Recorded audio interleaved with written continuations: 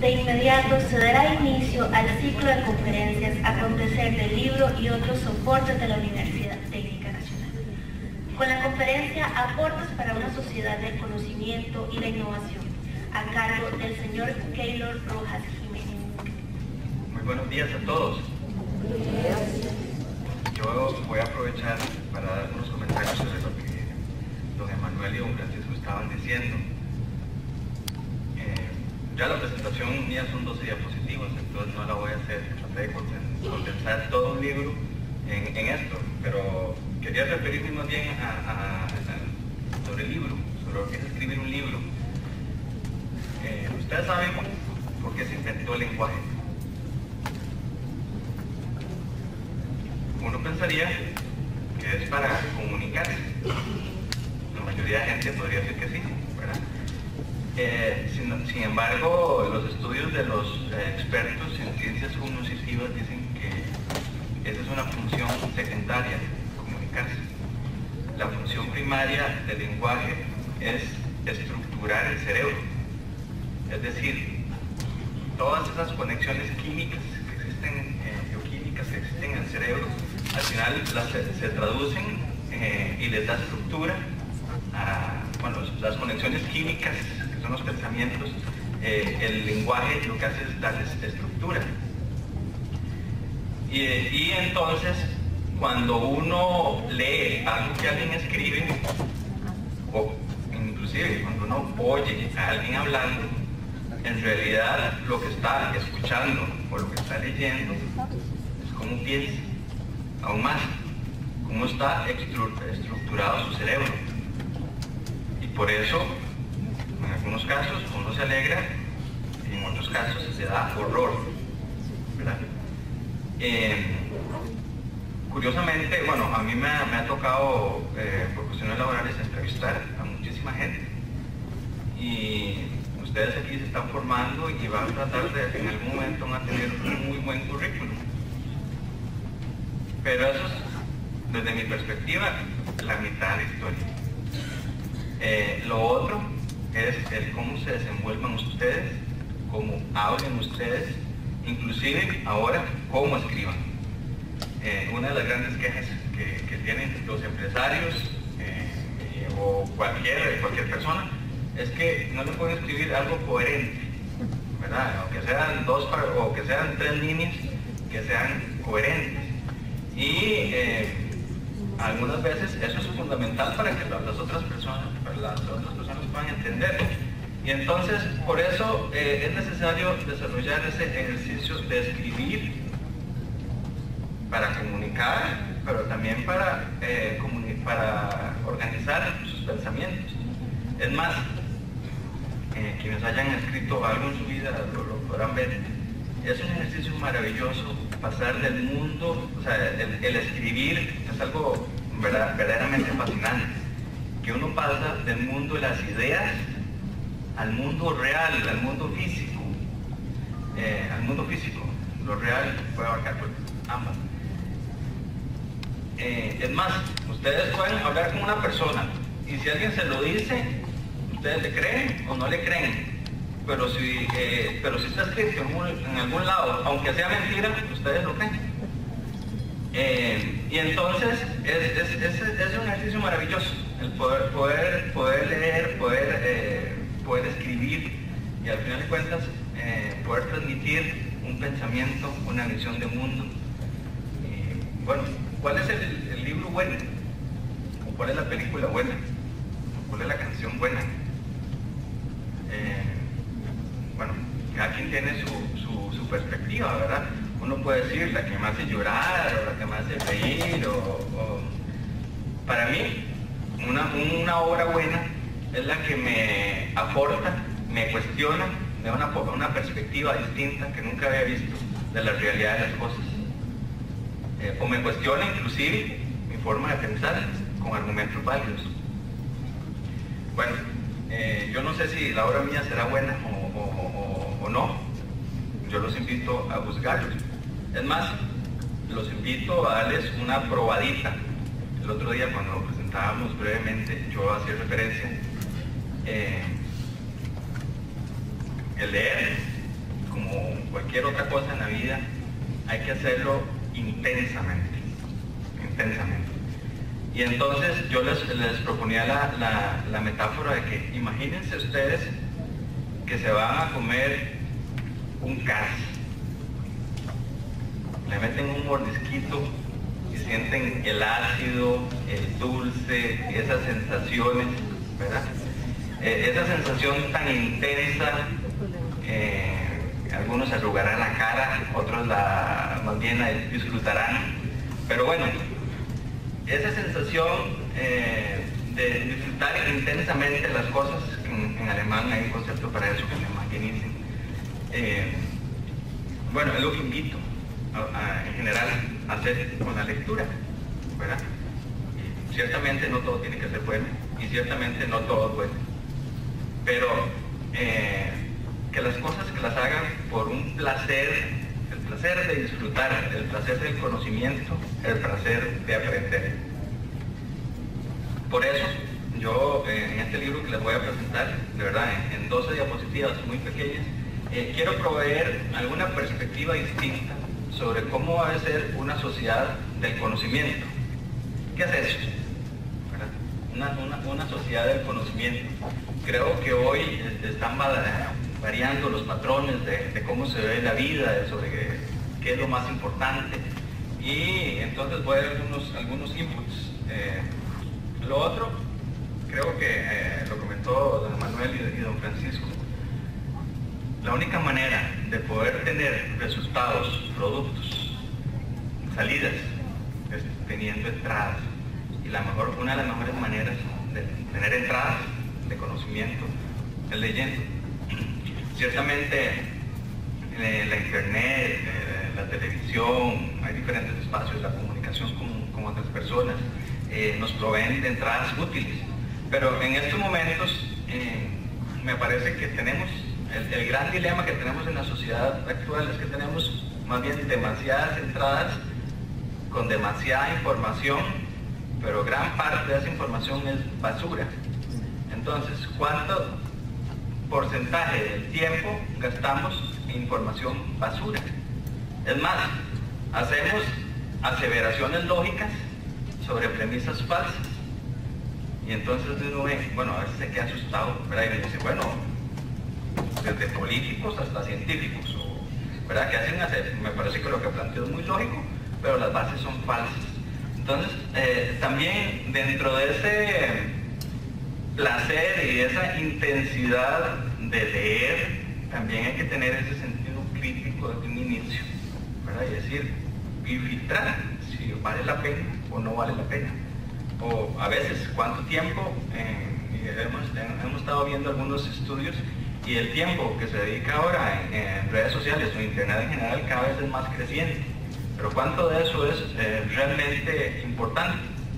Entonces, decía alguien, ponía la figura de que ¿qué hubiera hecho, por ejemplo, no sé, Juan Gutenberg, el inventor de la imprenta, si hoy viera que en un celular tenemos todo el conocimiento, la posibilidad de accesar todo el conocimiento de la humanidad y simplemente lo usamos para chatear, es más, para chismear, ¿verdad? O sea, tenemos todo el conocimiento de la humanidad y es más, recientemente salió, en la Edad Media tardaba entre 100 y 200 años en duplicarse el conocimiento de la humanidad. Hoy, hace 10 años, tardaba 25 años en duplicarse el conocimiento de la humanidad. Hoy estamos, en cada 8 años se duplica el conocimiento de la humanidad. Es decir, hoy tenemos acceso a la mayor cantidad de información de la historia y utilizamos este poderoso instrumento. Subutilizamos este poderoso instrumento. No voy a dar ningún calificativo.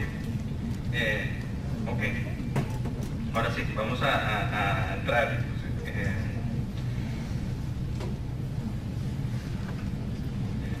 El gran reto de la humanidad, ¿cuál es? Desde mi perspectiva, es en una generación o dos, es decir, más o menos para el 2050, ¿cómo vamos a hacer para satisfacer a más personas con menos recursos. Tenemos que ser rentables, pero sobre todo amigables con el ambiente. ¿Cómo hacer eso? ¿Cómo cumplir con todas esas expectativas? Para el 2050 se calcula que habrá 9.000 millones de personas, es decir, más de 2.000 millones de personas más que ahora, una mayor esperanza de vida. Nosotros andamos entre hombres y mujeres 76, 79 años, pero ya cada vez es más constante el número de personas que sobrepasan 80, 90, 100 años. Es más, uno ve que hay poblaciones totalmente envejecidas. Sin embargo, también con una renta per cápita mayor, que implica más consumo, lastimosamente. Y entonces eso también conlleva que va a haber una mayor demanda por alimentos, mayor demanda por energía, mayor demanda de agua, servicios, y esto unido a todos los efectos del cambio global. Entonces, otra vez, ¿cómo hacer más con menos? Bueno, difícilmente se superará este reto sin investigación, sin aporte en conocimiento, sin ciencia y tecnología. Es la manera en que podemos desarrollar, darle un valor agregado a las cosas para ser más eficientes, más productivos, crear nuevos productos y servicios cada vez más eficientes. Y entonces quisiera comentarles algunos indicadores. No voy a entrar en mucho detalle sobre cuál es la situación de Costa Rica. Bueno, tenemos un reto pendiente, transformarnos en una sociedad del conocimiento y de la innovación en Costa Rica. ¿Y por qué? Bueno, Costa Rica ha tomado ciertas decisiones y también tenemos ciertas condiciones. Somos un país pequeño, con limitadísimos recursos minerales.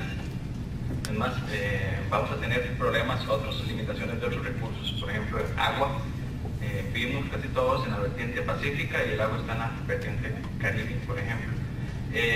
Tenemos limitaciones ya para sembrar. Además, bien hemos dicho, no vamos a explotar el oro que pueda haber en ciertos terrenos, no vamos a explotar el petróleo. Entonces, eso significa que Costa Rica cuenta con un único recurso, su más valioso, que es su gente y la inteligencia de su gente. Por eso, casi que nuestra única alternativa es enfocarnos hacia una sociedad del conocimiento y la innovación. Ahora, bueno, eso es un camino que hemos tomado directamente o indirecto, pero ¿cómo lo estamos haciendo? Y entonces es donde uno empieza a ver algunos indicadores, y por eso comparo con Singapur, que es un país todavía más pequeño que Costa Rica, es más o menos del tamaño de la gran área metropolitana. Es una isla, no tiene ni agua, imagínense ustedes. El agua le importan de Malasia. Toda el agua que llueve, eso sí, la canalizan a grandes pozos, reutilizan el agua eficientemente, etc. Pero tal vez sí tiene una población similar a Costa Rica y sería un modelo comparable. Entonces uno ve cuánto invierte en investigación y desarrollo y ve que están invirtiendo casi 5 veces más. Que el sector privado participa mucho más en esto. Y no solamente porque lo quieren hacer, sino porque es negocio, invertir en el conocimiento, porque eso genera nuevos productos que al final también ayudan a diferentes necesidades. Que ellos efectivamente en esas circunstancias apostaron por la educación. Entonces la matrícula en educación terciaria es 78% versus un 47% que tenemos en Costa Rica, que ha aumentado la cantidad de investigadores, publicaciones, algo que tal vez tiene que ver más con científicos, pero se lo puede mencionar. En Singapur, en Costa Rica, el promedio de publicaciones científicas por investigador por año es de 0,07. Esto es ridículo. Y lo digo aquí en una universidad y lo he dicho en otras universidades. Es ridículo, ¿verdad? Entonces aquí vuelvo otra vez con lo que empecé. Si no escriben bien, ¿será que no están pensando bien? ¿Será? Y entonces, uno ve que en Singapur es 7 veces superior. publican más, pero la publicación por personas también es más. Entonces, bueno, ¿qué tenemos que hacer? ¿Verdad? Bueno, hay situaciones de infraestructura, administrativas, pero también a veces tiene que también estamos trabajando el cerebro, que también lo estamos dirigiendo para que pueda captar información, analizarla, procesarla, escribirla, compartirla, transferirla. Me parece que eso es un reto, y no solamente para los científicos, sino para todos ustedes. No sé qué carreras estarán aquí, pero es labor de todos poder pasar del mundo de las ideas al mundo físico, y el mundo físico en papel a compartirlo, ojalá, productos, servicios útiles a las personas, útiles a la sociedad. Bueno, y eso en los últimos años cada vez me sorprendo más.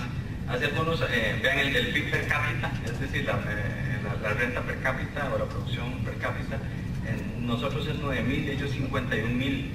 Hace 4 años estaban como en 37.000. O sea, entonces, invertir en una sociedad de conocimiento en realidad lo que hace es generar lo que llaman ciclos virtuosos, es decir, genera más conocimiento, más innovación, y eso es una espiral que sigue creciendo. Por eso es importante en Costa Rica, con las situaciones, con las limitaciones que tenemos, apostemos hacia una sociedad de conocimiento.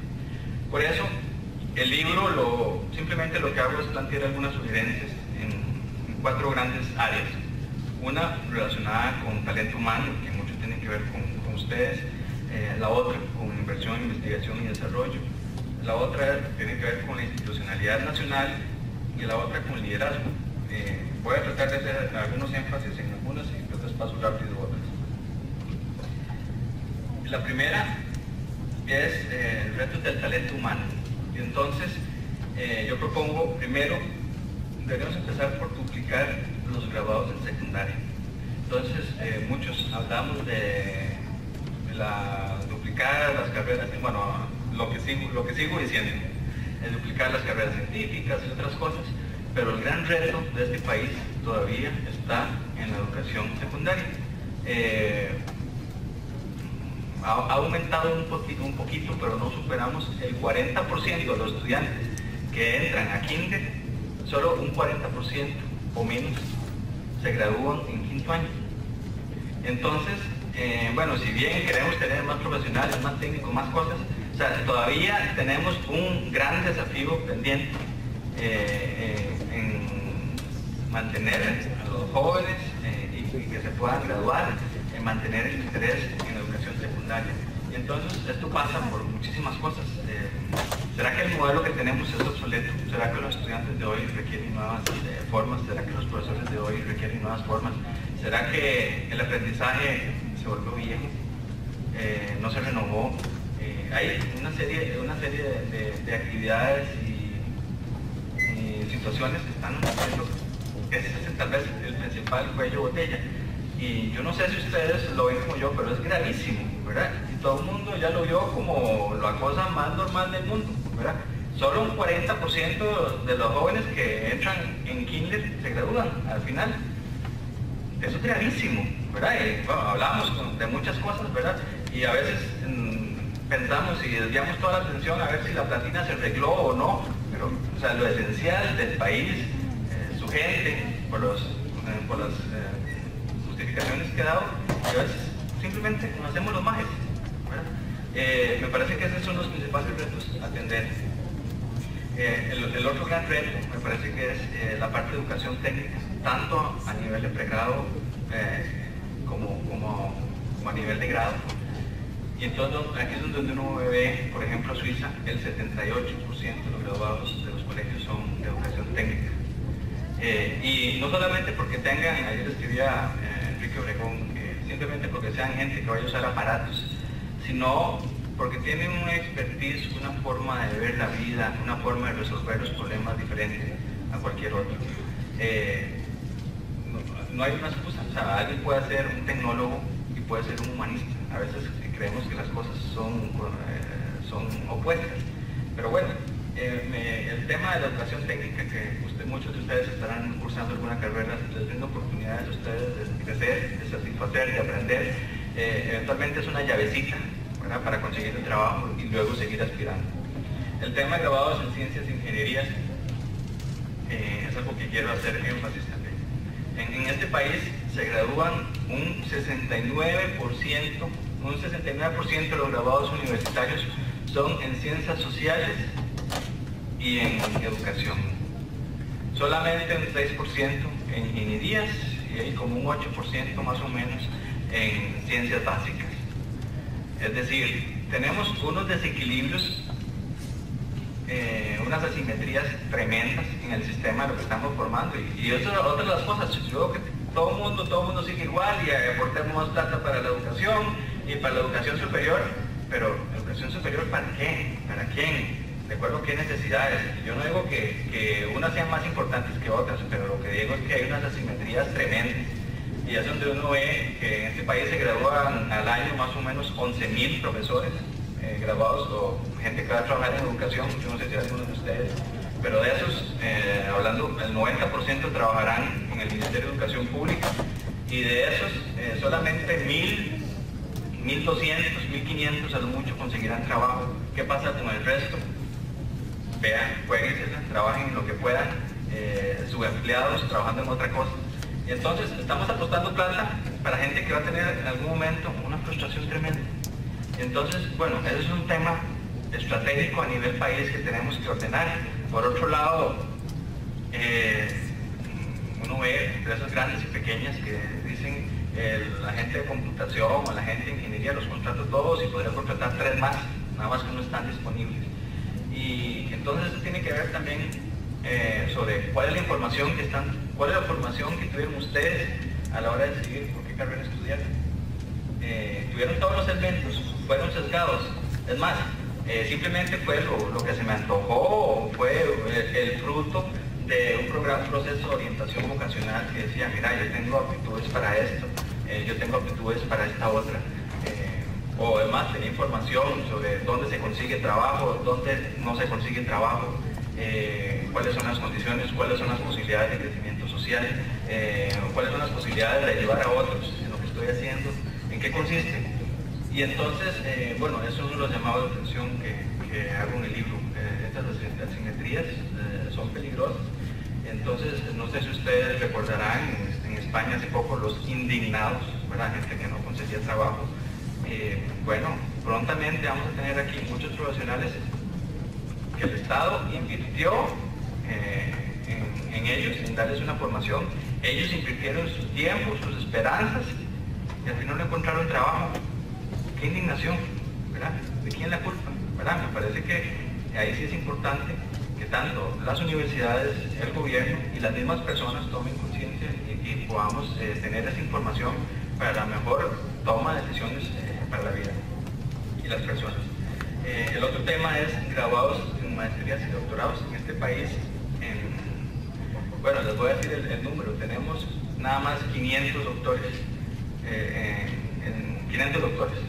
Y esos 500 doctores, inclusive tenemos menos que hace 10 años. Y estamos teniendo un problema importante porque muchas generaciones que estuvieron pensionando, bueno, que se formaron, se pensionaron y no se han recuperado. ¿Y por qué es importante un doctor? No solamente porque es un título importante, ¿verdad? Sino normalmente son personas que han tenido la experiencia de realizar trabajos, investigación al más alto nivel. Entonces, la cantidad técnicamente se llama externalidades positivas, es decir, la cantidad de estudiantes que pueden colaborar, la cantidad de publicaciones que pueden hacer, el apoyo y asesorías a empresas normalmente es superior porque son gente que tienen mayores capacidades.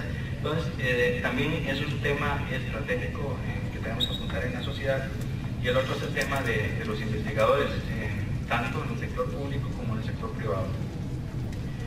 Y entonces, al final de cuentas, ¿por qué es importante tener capital humano? ¿Verdad? Entonces, simplemente, creo que me he explicado suficiente, pero ponerlo más sencillo es simplemente porque el país tiene la necesidad, debe contar con mayores capacidades para adquirir, absorber, procesar, generar, crear, compartir y transferir conocimiento e innovación.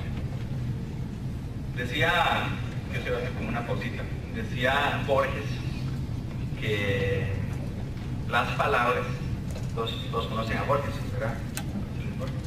El escritor argentino, que las palabras no son simplemente conceptos, es más, las palabras y volumen, entonces, inclusive tienen forma, y que entonces cuando él escribía lo que hacía es poner una palabra con la otra y decía, bueno, para esto, mira, esta no encaja, a la otra, busco la palabra correcta. En todo el libro que yo escribí traté de poner las palabras correctas, de verdad, frase por frase, pero aquí cada palabra tiene también y sobre esto del capital humano de adquirir, absorber, procesar, generar, crear, compartir y transferir conocimiento, cada una tiene su importancia para poder justificar la importancia de esta libro. El otro gran desafío que tenemos y en el tema de la educación es personalizar la educación. Hay un dicho ahí que dice que lo que es bueno para el pato es bueno para la pata. Y normalmente vivimos en una sociedad, o hemos vivido en una sociedad así. Es más, se producen camisetas S, L y M, ¿verdad? Y usted, ahí la que mejor le quepa. Se producen pastillas, 10 miligramos, 20 miligramos, y usted ajústese a lo que pueda, ¿verdad? Aunque usted lo que en realidad necesita son 7 miligramos se toma la de 10, porque es lo que hay. Y el tema de la personalización es en toda la sociedad, ¿verdad? Hoy, primero contamos con mucho más información, contamos con flexibilidad en las líneas de producción, pero bueno, lo más importante es que tenemos, y en el tema de la educación específico, es que tenemos que adecuar las condiciones, adecuar la educación a las condiciones de cada persona. Entonces, todos aprendemos distinto. Hay algunas personas que aprenden de una manera, unos que son más visuales, otros que son más auditivos, unos que, no sé, necesitan alguna inspiración, otros que hay que estarlos empujando, diferentes cosas. Entonces, el gran reto de la educación en estos momentos es cómo pasar de un modelo, ustedes son grupos de 20, 30 personas, 40 personas, a un modelo más individualizado, un modelo más a la carta. Es más, a algunas personas les puede convenir más llevar unos cursos que otros, o el mismo curso, dárselo de una manera distinta a otro. En este tema, entonces, es importantísimo primero poder desarrollar metodologías, y aquí las metodologías de las tecnologías de información y comunicación pueden tener un papel importantísimo para poder identificar y para poder adecuar los procesos de enseñanza-aprendizaje. Hay algunas personas que son muy buenas aprendiendo solos, hay otros que hay que explicarles 2 o 3 veces. Bueno, eso es parte de las características en que el modelo educativo tiene que cambiar. Es más, me voy a salir un poco, ¿verdad? Más a la realidad nacional. ¿Por qué si ustedes, es más, pensando como sistema, alguien de aquí lleva un curso en la Universidad de Costa Rica o en la Universidad Nacional, ¿por qué no se lo reconoce? ¿Verdad?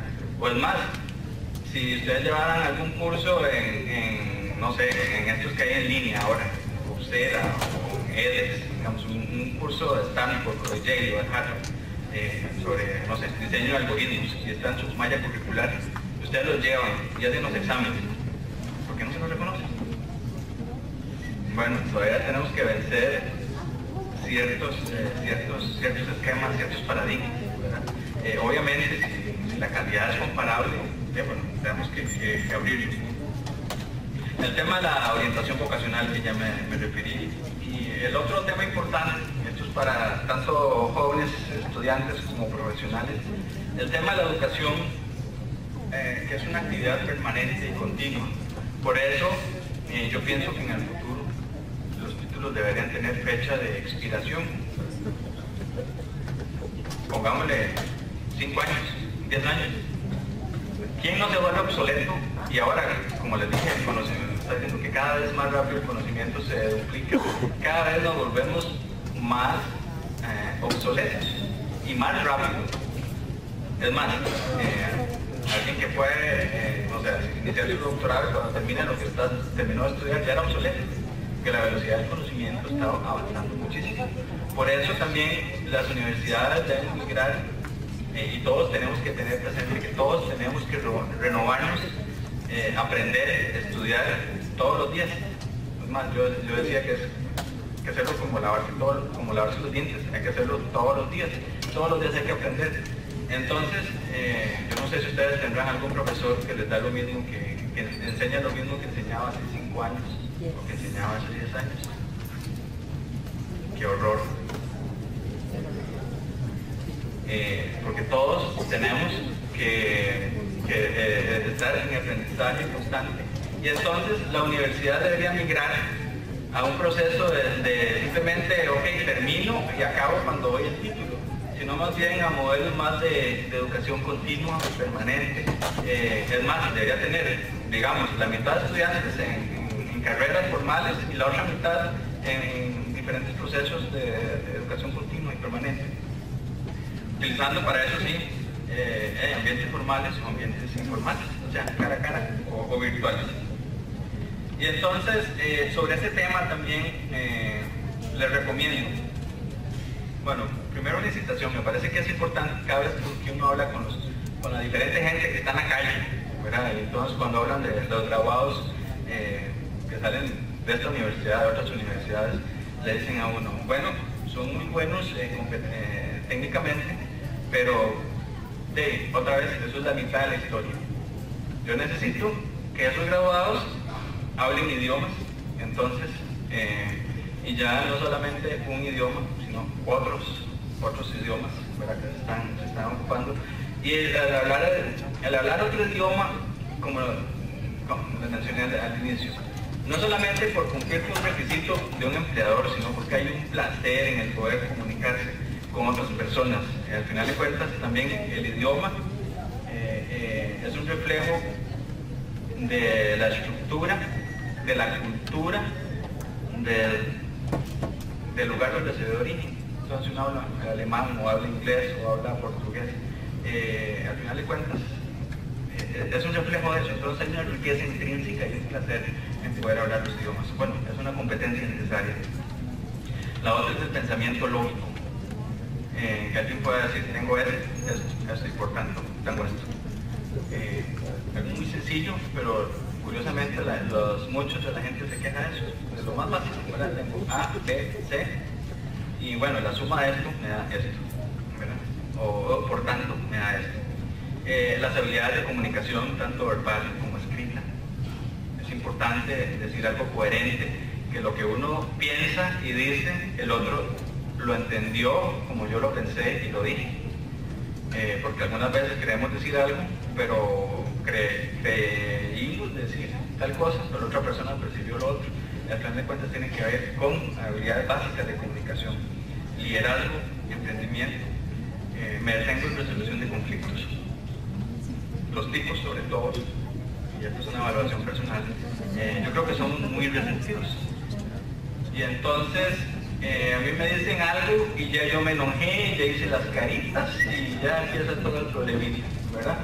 Y entonces, y eso es inclusive culturalmente, que al final tiene que ver hasta gobierno. Entonces, como este otro se peleó con el otro, entonces lo que hacemos es no vamos a seguir trabajando juntos, sino vamos a hacer 2 departamentos distintos, ¿verdad? Y entonces ahí es donde uno ve, donde empiezan a aparecer los CONAVI, los COSER, no sé cuánto, ¿verdad? Porque no podían trabajar juntos, ¿verdad?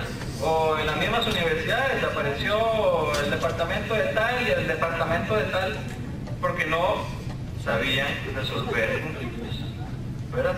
Entonces el tema de la empatía, de poder decir las cosas, de poder comunicarse, decirlo, las cosas que haya que decir, con el respeto que haya que decir y afrontarlo y seguir, ¿verdad?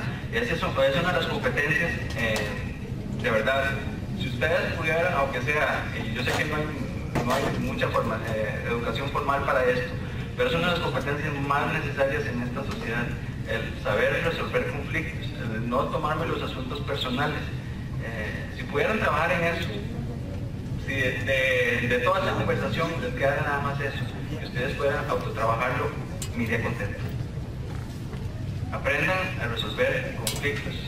Si hay que enfrentar a una persona, se enfrenta, se dice con educación los hechos, porque está mal o porque está bien, y cuál puede ser la situación de mejora. Y no simplemente para evitar esa conversación nos separamos y creamos otra institucionalidad, otra cosa. Enfrentemos las situaciones. A trabajar en equipo y aprender y desaprender.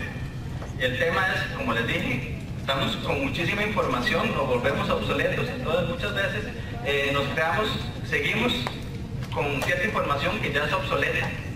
No sé, un ejemplo, por ejemplo, para muchos Plutón todavía es un planeta, ¿verdad? Y simplemente borremos esa información, ¿verdad? O un ejemplo, pero hay muchísimas otras condiciones en que guardamos mucha información que ya no necesitamos, que ya es obsoleta. Aprendamos a borrarla y demos espacio a nueva información. Bueno, aquí el reto de la investigación, desarrollo y la innovación. Aquí, bueno, voy a tratar de pasarlo más rápido, pero como país estamos invirtiendo insuficiente en investigación, desarrollo e innovación. Deberíamos estar alcanzando un 1% para hoy, ¿verdad? Pero ustedes vieron, Singapur estaba en 2,43, Corea del Sur anda en 4. Israel es un país también como el nuestro, 4,5% de investigación y desarrollo. Eso les permite generar nuevos productos, nuevos desarrollos, y son bolas de nieve en realidad positivas, ¿verdad? Que es irradiar el conocimiento a todos. Por eso, insistirles con ustedes, el gobierno, las empresas, si queremos apostarle, no tenemos muchos recursos, pues tenemos el recurso más valioso que nuestra gente, la inteligencia. Bueno, démosle un poquito de apoyo para que puedan crear nuevos productos, nuevos conocimientos, nuevas innovaciones, etc. Tanto en el sector público como en el privado. Y bueno, ¿por qué es importante esas actividades? Entonces, alguna gente cree que las universidades son, no sé, una esquinita ya, que vive en su burbuja y en su mundo de cristal. Pero, bueno, una universidad está para, ustedes saben, para tres cosas. Una, el quehacer académico es la docencia. Y esa es una de las labores más importantes, pero no es la más importante. Es una de las más importantes. En segundo lugar, está para hacer investigación y desarrollo. Pero más que eso, está para generar y compartir conocimiento. Y luego está para hacer la extensión, ¿verdad? O actividades de vinculación. Pero me refiero a esto porque algunas veces nos olvidamos del quehacer de una universidad. ¿Qué diferencia? Bueno, voy a ponerlo de otra manera. Las universidades tienen que hacer investigación y desarrollo para generar conocimiento nuevo. ¿Qué diferencia un profesor que hace investigación de uno que no? Bueno, el profesor que hace investigación puede hablar de su experiencia práctica, de su transferencia de los conocimientos, de las cosas las habilidades que ha adquirido. En cambio, el profesor que no hace, es más, yo lo pongo así, ¿qué diferencia un profesor que no hace investigación de Google? Se los dejo pensar. Otras de las porque es importante la investigación y desarrollo, es, bueno, se crean nuevas tecnologías, innovaciones, nuevos emprendimientos tecnológicos. Y entonces, aquí aprovecho este espacio, me parece que esta universidad está y tiene todo el potencial para generar conocimiento, pero ojalá para generar empresas. Es más, el otro día estaba hablando con el vicerrector de investigación de una universidad en Estados Unidos que se llama Johns Hopkins, y nos está contando que en esos días le había dado un cheque a un estudiante de $200,000 por una licencia. El estudiante trabajó como asistente con un profesor en una investigación, hicieron un descubrimiento, patentaron y le dieron al estudiante, igual que el profesor, $200,000, ¿verdad? ¿Y qué tiene de malo? Nada, ¿verdad? Pero aquí hay gente que sataniza eso, ¿verdad? Que un estudiante participe en una investigación y que si encuentran algo, se le pague como se debe. ¿O qué malo tendría que el profesor se ganara $200,000 también? No tiene nada malo, ¿verdad? Están contribuyendo a generar conocimiento y lo están vendiendo, alguien lo está utilizando. Bueno, es una oportunidad. Si también lo descubren y lo regalan, magnífico también, digamos, como por ejemplo los cubanos que han descubierto ciertas vacunas. De que se pueda investigar, que se pueda utilizar ese conocimiento, que la misma universidad pueda convertir, no sé, tener sus propias empresas conformadas por profesores, estudiantes, y si alguien participó y se llamó a estudiar algo bueno, y si esos recursos se pueden reinvertir una parte en investigación, en ayudar a la universidad, en ayudar a la docencia, en ayudar a la vinculación y la extensión, magnífico, ¿verdad? Y bueno, otras razones por las que sí es importante hacer investigación, ya lo dije, formar profesionales. No es lo mismo un profesor que investiga, uno que no. Y también porque ayuda, obviamente, a solución de problemas sociales y ambientales. Y entonces, quisiera dar algunos consejos prácticos para Costa Rica y pueden ser útiles para la Universidad Técnica Nacional. Uno es la oportunidad de la ciencia 2.0. ¿Qué es eso?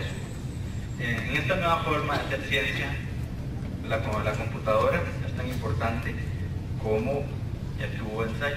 Es decir, es más, hoy tenemos una cantidad de bases de datos impresionantes en la humanidad, lo que llaman el Big Data o el Big Data. Además, tenemos mecanismos de computación avanzada, es decir, que pueden procesar eso. Tenemos buena conexión a las redes. Entonces, ¿qué hace falta para hacer mucha investigación en economía, en educación, en miles de cosas, en comercio? Buenas preguntas y algunos conocimientos técnicos. Entonces, por ejemplo, es importante que las universidades y las personas, me incluyo, empezamos a ver esas oportunidades. Ya no es necesario tener un laboratorio de $1 millón, $2 millones para hacer investigación del primer mundo. Ahí está la información, analicen, busquen, planteen preguntas, evalúen y obtengan los resultados. Estas son las oportunidades que existen para las universidades costarricenses. Pero es importante también que nos formemos en algunas nuevas competencias. Entonces, por ejemplo, bases en estadística, bases de datos, programación, diseño de algoritmos, computación en la nube, minería de datos. Estas son competencias que es importante tomar en cuenta para poder entrar a este mundo. Otra oportunidad es la bioeconomía, es decir, una economía más amigable con el ambiente. Entonces consiste, ¿y qué es esto? Ciertamente somos un país limitado en recursos, pero tiene la ventaja de vivir en el trópico. Tenemos una abundancia de materia orgánica, tenemos una abundancia de biomasa. Entonces, ¿cómo podríamos hacer para transformar todo eso verde que está afuera en productos de alto valor agregado?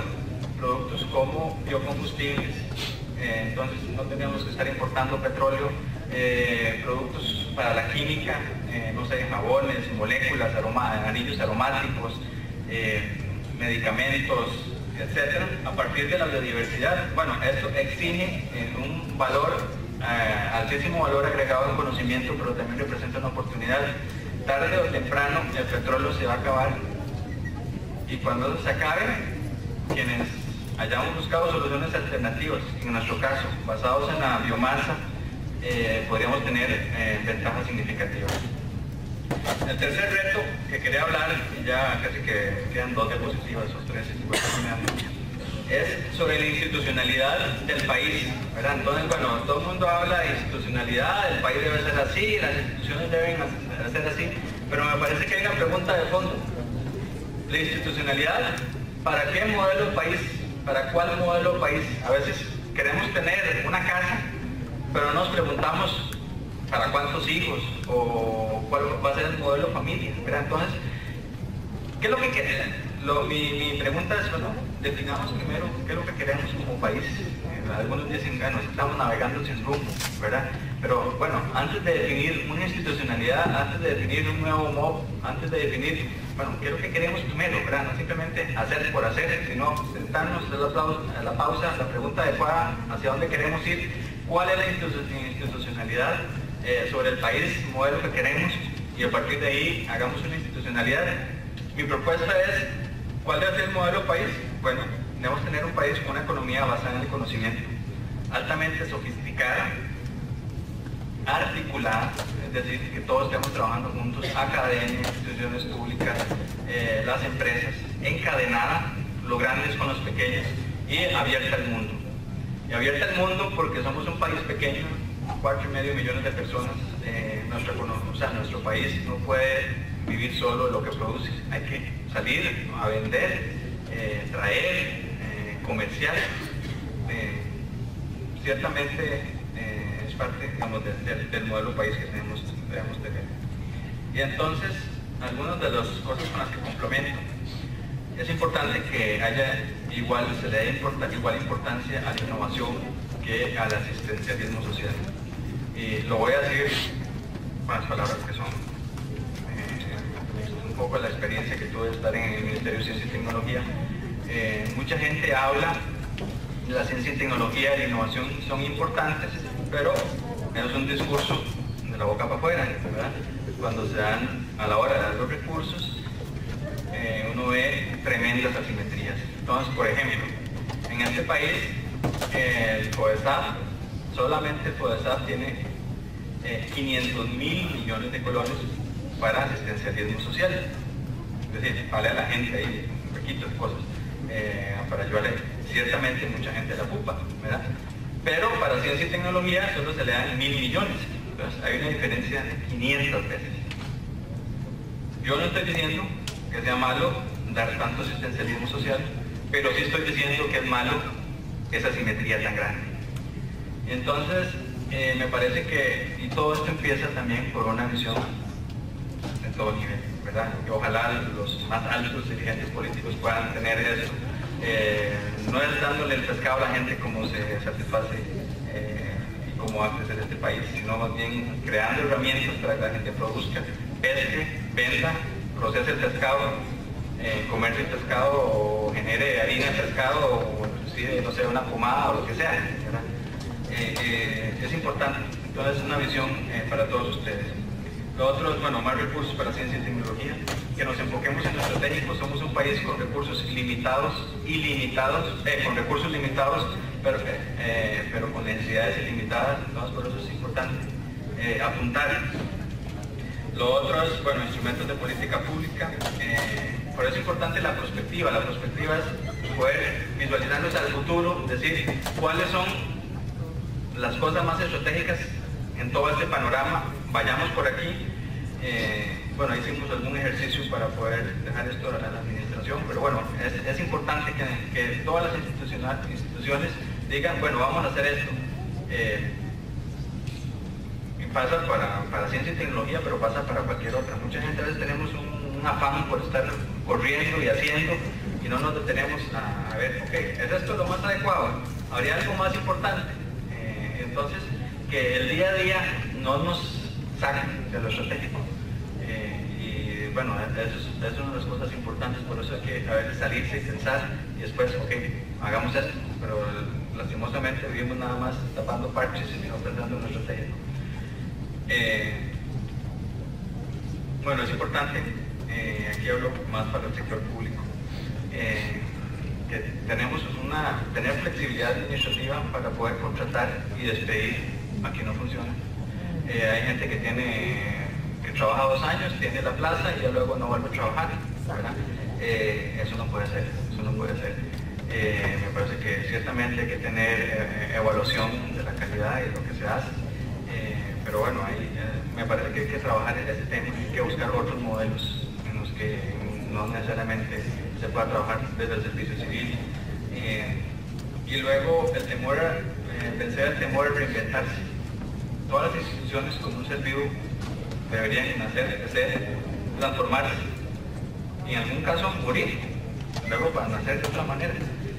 Aquí en este país es difícil crear una institución, pero es imposible quitarla, ¿verdad? Entonces esa capacidad de reinventarse es urgente y no hay que verla como mala, ¿verdad? Si hay que cerrarla, se cierra y luego se abrirá otra, ¿verdad? Con un nuevo enfoque, con una nueva visión.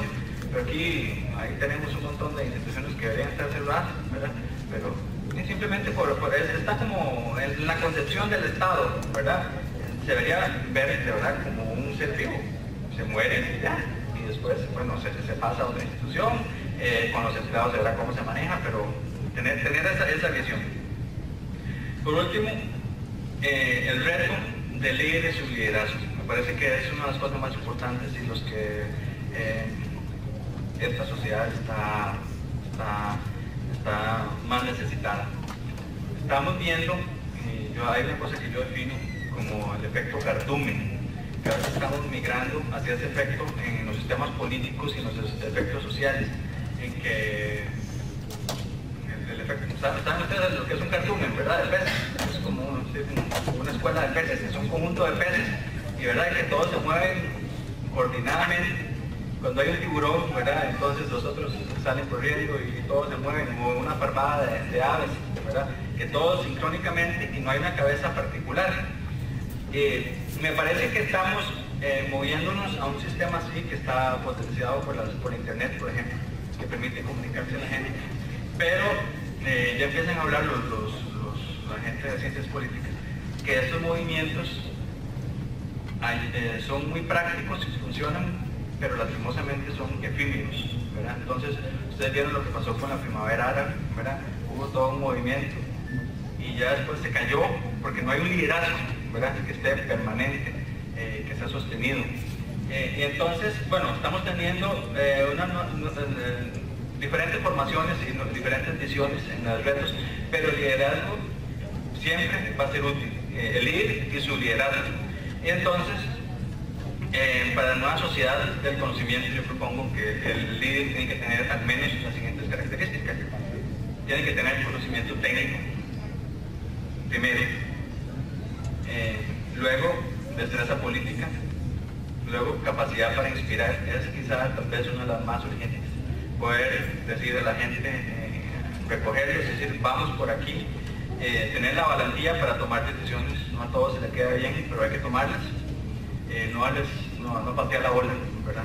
Tener visión de mundo, pensamiento prospectivo, ser íntegro, tener fe en el espíritu humano, la habilidad para manejar conflictos, que antes les mencioné, ser optimista, respetuoso con la naturaleza y perseverante. Entonces, digo yo que el líder será valorado en esta sociedad del conocimiento tanto por lo que sabe como por lo que hace con lo que sabe, sobre todo lo último. Y entonces, ya con esta concluyo. ¿Cuál es el gran reto que tenemos como sociedad de conocimiento? Bueno, ya he dicho que hay que generar conocimiento, que hay que generar innovación, pero el gran reto no se queda ahí nada más en ser máquinas para producir, sino pensar en algo más trascendente.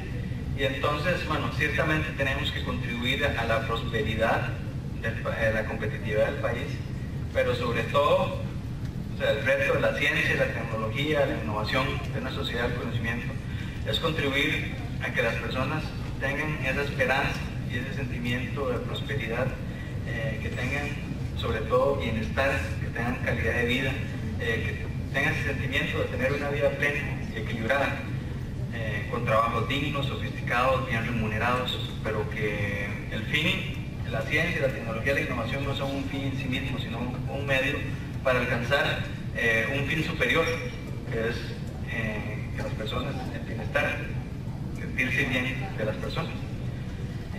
Con esto les agradezco mucho a todos que hicieron el esfuerzo por aguantarme y por quedarse hasta aquí. Muchas gracias.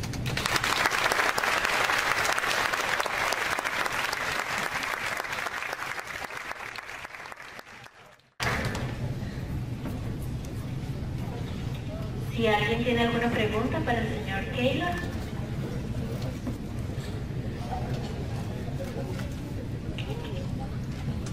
¿Alguna pregunta? En este momento solicitamos al señor Keylor y al máster Federico Arce para hacer entrega del título de agradecimiento por esta conferencia.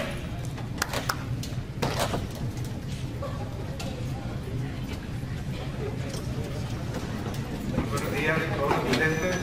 Muchas gracias por acompañarnos en esta actividad tan especial como expresión del Día del Libro. Nuevamente reiterarles las gracias realmente a Eugenio, que ha sido un compañero para la Universidad Técnica Nacional como miembro del CID, que ha dado bastantes aportes muy importantes para nuestra Universidad Técnica Nacional. Y de la parte que me compete, ¿verdad?, en lo que es la dirección editorial de la Universidad Técnica Nacional, muchas gracias por habernos brindado y haber depositado su contado su último libro, ¿verdad? Así que para nosotros ha sido realmente un verdadero placer poder ser, pues, pieza eficaz en todo esto que usted habla de lo que es competencia, innovación, que son valores muy importantes que la Universidad Técnica Nacional también comparte con su personal. Por lo tanto, muchas gracias, Eugenio.